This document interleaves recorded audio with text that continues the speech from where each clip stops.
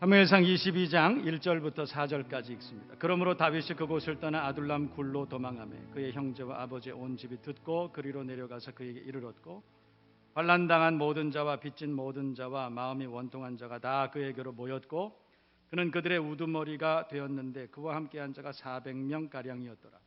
다윗이 거기서 모압 미스베로 가서 모압 왕에게 이르되 하나님이 나를 위하여 어떻게 하실지를 내가 알기까지 나의 부모가 나와서 당신들과 함께 있게 하기를 청하나이다 하고 부모를 인도하여 모압 왕 앞에 나아갔더니 그들이 다윗이 요새에 있을 동안에 모압 왕과 함께 있었더라.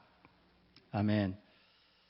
오늘은 나를 위하여 어떻게 하실까 제목으로 우리가 함께 짧은 시간에 은혜를 나눕니다. 특별히 3절 말씀을 보면 하나님이 나를 위하여 어떻게 하실지를 내가 알기까지 이 본문을 우리가 제목으로 잡았습니다. 하나님이 나를 위하여 어떻게 하실지 알면 그렇게 힘들지 않죠. 그것을 알면 활력이 넘칩니다. 신납니다. 여러분 모두가 여러분을 향한 하나님의 뜻을 계획을 알고 그리고 광야와 같은 인생을 엘리야같이 행진하는 40주 40년 하나님의 산 호렙을 향해서 질주하는 달려가는 여러분 모두가 되시기를 주님의 이름으로 축복합니다. 축원합니다. 청년 실업률을 10%라고 얘기하는데 사실은 제가 볼 땐 10% 넘는 것 같습니다. 제가 우리 교회 청년들만 봐도 청년이라고 하는 것은 25세에서 29세까지를 말한다고 그래요. 그래서 청년들의 실업률을 따지니까 뭐 9.9%, 뭐 10.1% 그렇게 말하는데 제가 우리 교회만 봤을 때는 넘는 것 같습니다.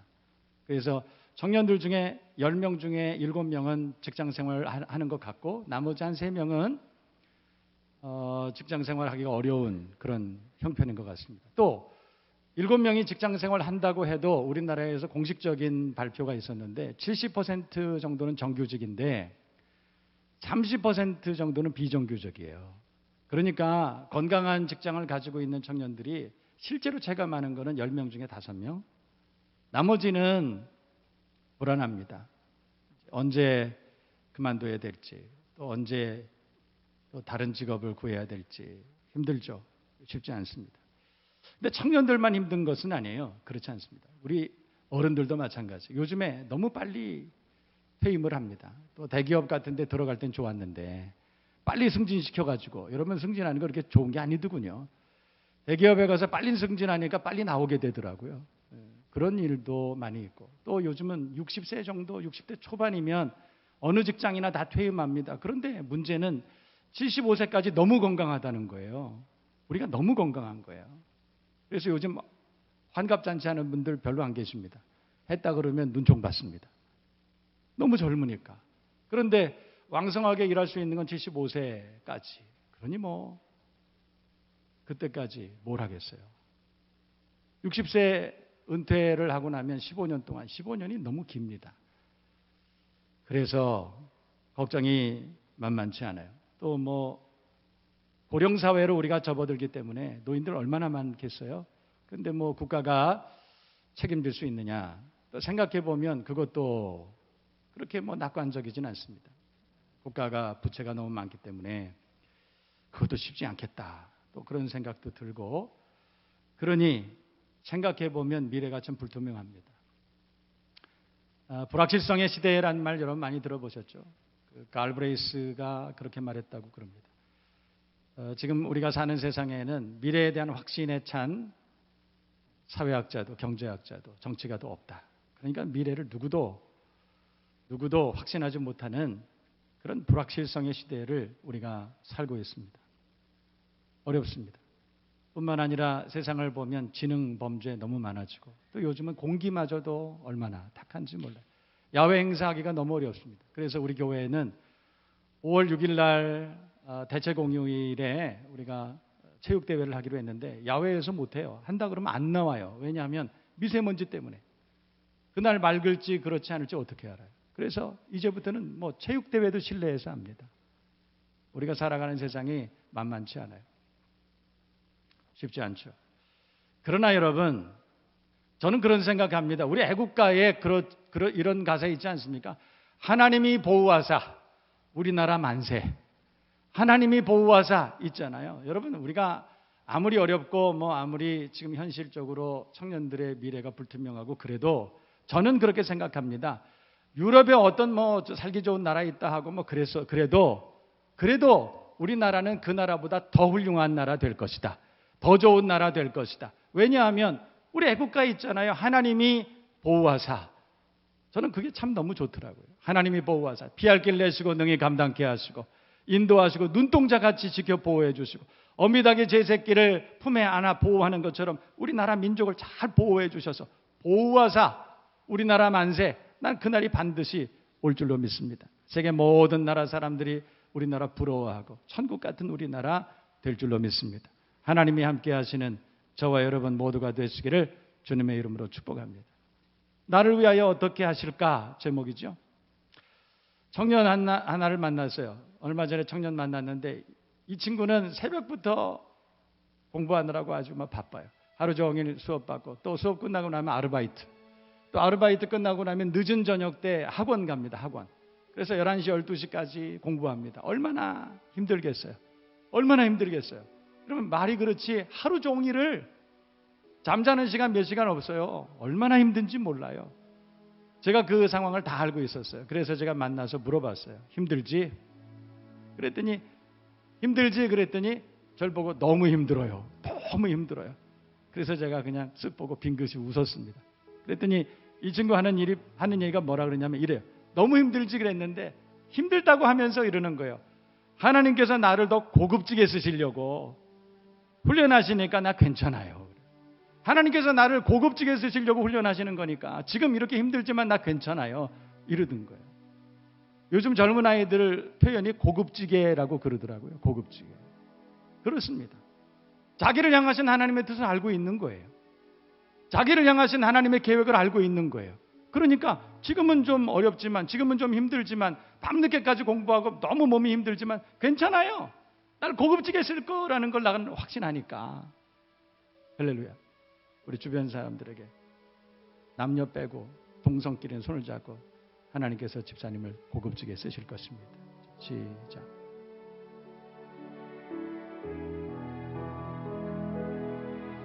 고급지게 쓰실 것입니다. 저는 오늘 본문도 참 은혜스럽지만 본문 다음 절도 굉장히 은혜스럽더라고요. 자, 본문 볼까요? 다윗이 그곳을 떠나 아둘람 굴로 도망하매 형제와 아비의 온 집이 듣고 그리로 내려가서 그에게 이르렀다. 도망했습니다. 아둘람 굴로. 여러분 아둘람 굴로 도망갔다는 거, 여러분 굴로 도망갔다는 게 무슨 의미인지 아세요? 저 동해안 강원도 그쪽 가면 탄광이 많습니다. 탄광이 많은데 이 탄광 갱도가 있습니다. 갱도 중에서 제일 깊은 데 있어요. 거기를 우리는 막장이라고 부릅니다. 막장. 굴로 도망갔다라고 하는 것이 의미하는 것은 아마 그런 거 아닐까요? 다윗이, 그 천하의 다윗이 도망가다 이제는 끝장났다. 막장까지 왔다. 그거예요. 두 번째 2절. 환난당한 모든 자와 빚진 자와 마음이 원통한 자가 다 그에게로 모였다. 그래서 그 장관이 됐는데 한 400명 정도 됐습니다. 그때 다윗이 모압 왕에게 도망갔어요. 그리고 나서 모압 왕에게 뭐라 그랬냐면 3절에 하나님이 나를 위하여 어떻게 하실 것을 내가 알기까지 내 부모가 당신들과 함께 있기를 청합니다. 그리고 부모를 인도하여 모압 왕에게 나아갔다. 그래요. 그러니까 여러분 21장은 제가 다 읽지 않았는데 그 배경을 읽지 않았는데 다윗이 어디로 도망갔냐면 처음에는 그 아기스라고 하는 왕에게 도망갔습니다. 가드 왕 아기스에게 도망갔어요. 그런데 아기스 왕에게 도망갔더니 신하 중에 한 사람이 그런 거예요. 저 다윗이 참 위험한 사람입니다. 다윗이 어떤 사람인가 하면 사울을 따르는 사람은 천천히요 다윗을 따르는 자는 만만이라. 저 사람이 지금 유다를 뒤엎을 그럴 힘이 있는 사람이고 백성들의 지지를 받습니다. 당신이 만약에 저 다윗을 숨겨주면 사울에게 큰 아마 화를 입게 될 것입니다.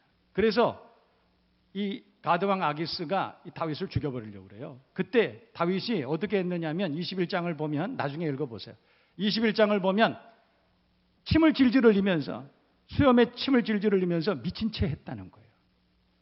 여러분 멀쩡한 사람이 미친 채 하면서 자기 생명을 유지하기 위해서 그렇게 했다는 것이 여러분 상상이 가십니까? 생명이 경각에 달린 거예요. 자칫하면 죽을 수 있는 거예요. 그러니까 미친 척하면서 살아남을 정도에. 그리고 거기서 또 도망 나옵니다. 두 번째 도망 나온 데가 모압이라는 땅이었다는 것이죠. 모압이라는 땅이었습니다. 그런데 여러분, 모압 땅은 4절에 보면 모압 왕에게 나아가던 그들이 다윗의 요새에 있을 동안에, 그러니까 모압 땅 안에 다윗의 요새에 다윗이 있게 되었다는 거예요. 그런데 5절 보면 참 은혜스럽습니다. 그때 선지자 갓이라고 하는 분이 다윗에게 뭐라 그랬냐면, 너는 이 요새에 있지 말고 떠나 유다 땅으로 들어가라. 이게 말이 됩니까, 사실? 생각해 보세요. 다윗이 사울의 창 끝을 피해서 도망간 데가 가드왕 아기스에게, 블레셋에게 도망가고 모압으로 도망가고 막 도망간 거예요. 이제 모압 땅에 갔더니 다윗의 요새가 있었고 거기에 좀 숨어 있으면 얼마간 안전할 것 같았다는 거죠. 근데 진짜 위험한 데는 사울이 있는 유다입니다. 그런데 선지자 갓이 너 이 요새에 있지 말고 유대로 돌아가라 이렇게 얘기했다는 거예요. 유대가 제일 위험한 곳 아니에요?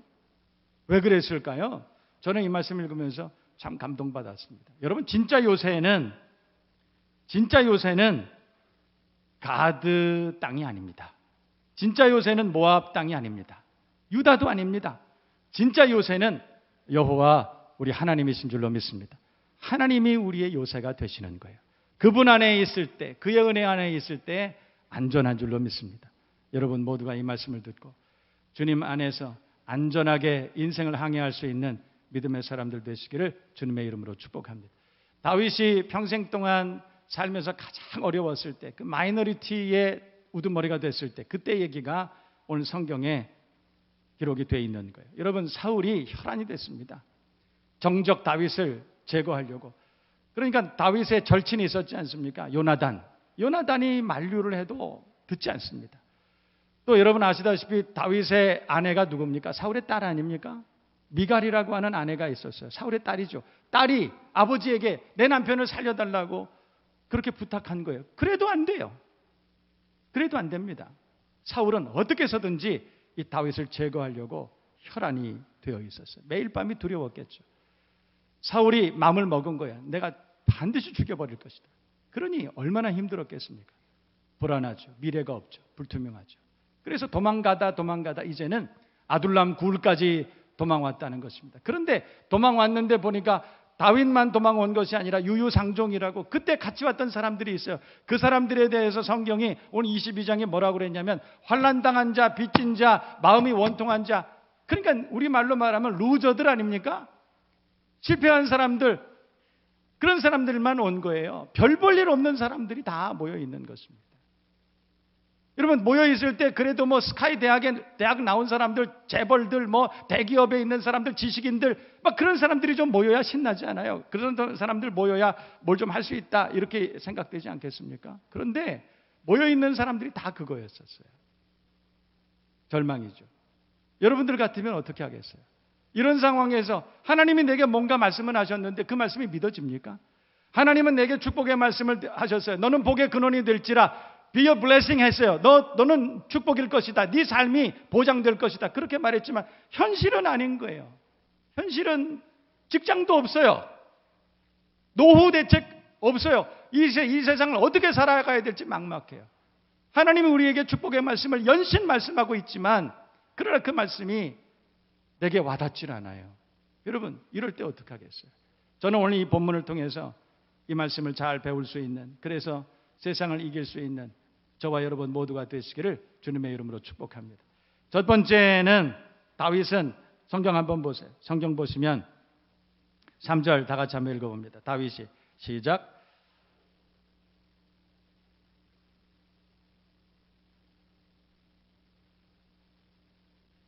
다윗이 뭐라 그랬냐면 거기서 모압 미스베로 가서 모압 왕에게 이르되 하나님이 나를 위하여 어떻게 하실 것을 내가 알기까지 그랬어요. 누가? 하나님이 나를 위하여.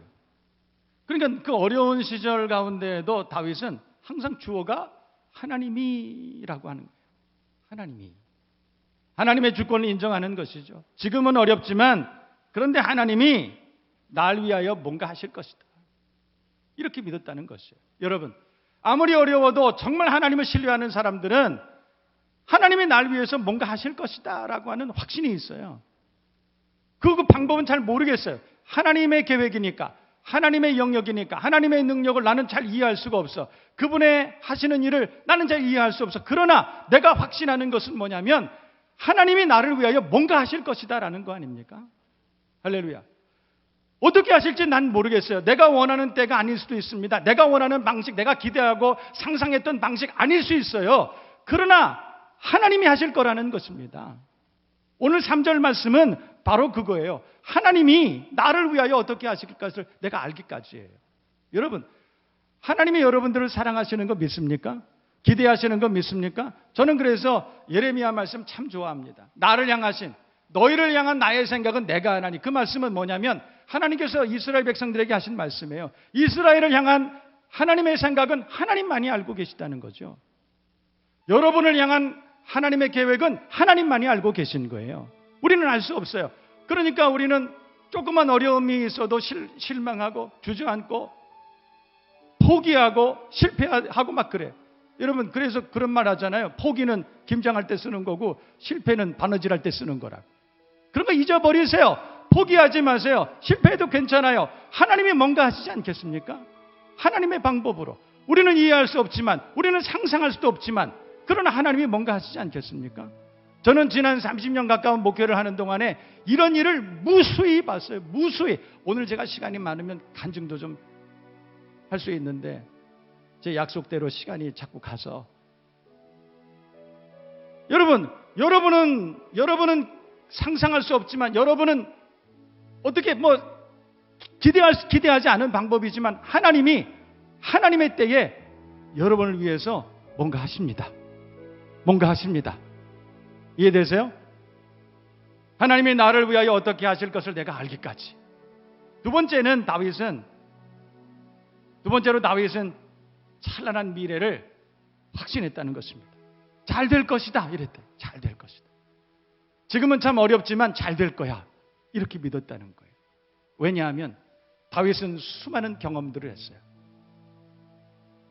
진짜 어려웠었지만, 아무런 소망이 없었지만, 위험했었지만, 생명의 경각에 달렸었지만, 그때마다 하나님께서는 다윗을 구원해 주셨고 오히려 더 잘 되게 해주셨다. 전화위복하게 해주셨다. 거기에 대한 수많은 경험들이 있는 거예요. 그러니까 지금은 비록 아둘람 굴에 있지만, 인생의 막장까지 가 있지만, 더 이상 아무것도 할 수 없는 그런 지경에 와 있지만 잘 될 거야. 찬란한 미래를 확신했다는 것입니다. 그 하나님을 신뢰하는 저와 여러분 모두가 되시기를 주님의 이름으로 축복합니다. 마지막 세 번째로는 다윗은 인내하고 있었다는 것입니다. 인내했다. 여러분, 젊은 목사님 한 분이 목회를 시작했어요. 시작했는데 목회가 여러분 만만치 않아요. 여러분, 목회가 쉬운 것 같지만 절대로 그렇지 않습니다. 여러분들 같은 분들하고 제가 같이 살잖아요. 이게 쉽겠습니까? 얼마나 어렵겠어요. 목회가 만만치 않아요. 그래서 이 젊은 목사님이 좀 목회하다가 너무 큰 딜레마에 빠진 거예요. 그래서 선배 목사님 찾아갔어요. 목사님, 제가 목회하는데 너무 어렵습니다. 너무 어렵습니다. 어떻게 하면 좋을까요? 그랬더니 그 목사님이 가만히 있더니, 그래, 그럼 3년만 기다려. 그랬더니 그 말을 어떻게 해석했냐면, 나를 괴롭히는 권사님, 장로님들 3년 후에는 은퇴하시겠지, 이제 이런 생각으로 알아들은 거겠죠. 근데 가만히 생각해 보니까 3년 더 이상 남은 거예요.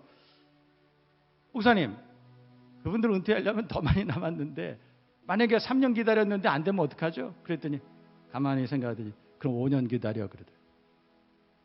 근데 가만히 생각해보니까 5년 가지고도 안 될 것 같더래요. 그래서 그런데 목사님 그 5년 가지고도 안 될 것 같습니다. 그랬더니 가만히 생각하더니 10년 기다려 그러더라고요. 무슨 말이에요? 기다려. 인내. 하나님이 하나님의 뜻을 이루기까지. 여러분, 진짜 예수쟁이들은 잘 기다립니다. 할렐루야. 데살로니가 교회가 칭찬을 받았었던 것은 믿음의 역사, 사랑의 수고, 소망의 인내, 그것 때문에 칭찬받았다고 그래요. 그래서 우리는 얼핏 데살로니가 교회에는 믿음, 소망, 사랑 이 세 가지가 다 있었구나. 아니요. 문맥을 잘 살펴보세요. 믿음의 역사, 따르는 역사가 있었어요. 수고가 있었어요. 사랑의 수고, 내가 그냥 사랑합니다 이렇게 얘기한 것이 아니라 사랑의 수고가 있었습니다. 뿐만 아니라 소망의 인내가 있었어요. 성경의 안위와 위로로 소망을 우리가 갖는 거예요. 하나님의 말씀으로 그 말씀을 기억하고 소망을 가지는 거예요. 그 소망을 우리가 놓치지 않으면 그때가 꼭 옵니다. 그때가 꼭 옵니다. 여러분 기억하세요. 다윗과 같이 아둘람 굴의 그 막장까지, 인생의 막장까지 갔어도 괜찮아요. 왜냐? 하나님이 함께 하시니까. 그 하나님이 반드시 우리를 위해서 뭔가 하실 거니까. 그래서 그 하나님의 놀라우신 은혜를 기억하고 기대하고 인내하고 잘 참으면 그날이 반드시 오는 줄로 믿습니다. 그날을 기대하고 믿음으로 승리하는 저와 여러분 모두가 되시기를 주님의 이름으로 축복합니다.